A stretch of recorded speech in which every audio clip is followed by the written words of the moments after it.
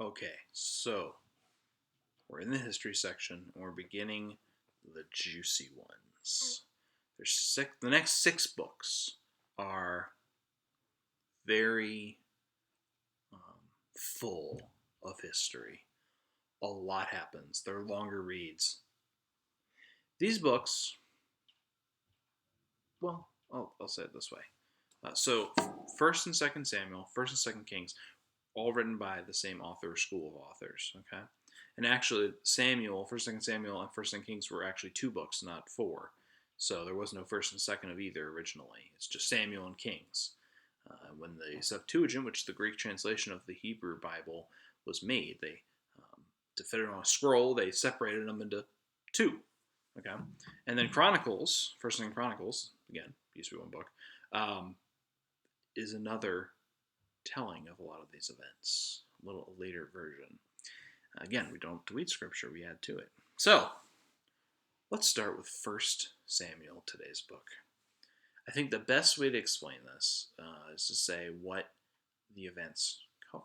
Right? So, generally speaking, we have the transition from the age of the judges that we talked about, right? Um, Eli, who's Samuel's mentor, a Jedi, if you will, and Samuel's the Padawan. Had to get that in there. Anyway, uh, we're sort of transitioning out of that into the era of the kings. It is Samuel who will become a judge and kind of prophet. It kind of blend together at this point in history. It is Samuel who will anoint the first king and second king of Israel.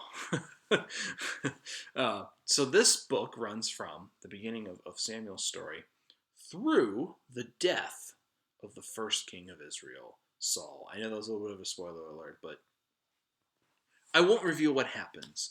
It's dramatic. In general, Game of Thrones says nothing on these books. These books are, well, First Samuel not as much, so maybe I'll save this point, but generally speaking, they're very brutal. First Samuel's not as much. So this I would say a central theme of First Samuel is call. The call of Samuel is very famous, right? Here I am, Lord, send me. We have the call of Saul, which Saul's name by the way literally means the called one, or I called. And then we have David as well. So a lot going on in this book.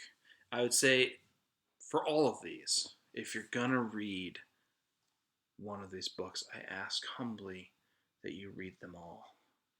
They tell a story together. First, Second Kings, First and Samuel, they're meant to be read together. Chronicles is meant to be a parallel to continue the conversation of what's happening here, maybe looking back at some of these events differently over time, right? How we tell history changes depending what happens in the future. Winners write the history books, so we say. But what doesn't change is God's present in these books, right? I want to make that clear that even though they might change their opinions on certain figures in these books, God's role is always the same. God's always the ultimate king, the ultimate ruler, the one that doesn't lose their way, whereas a lot of them do. But I'll leave that up to you to find. So, First Samuel, begin the series.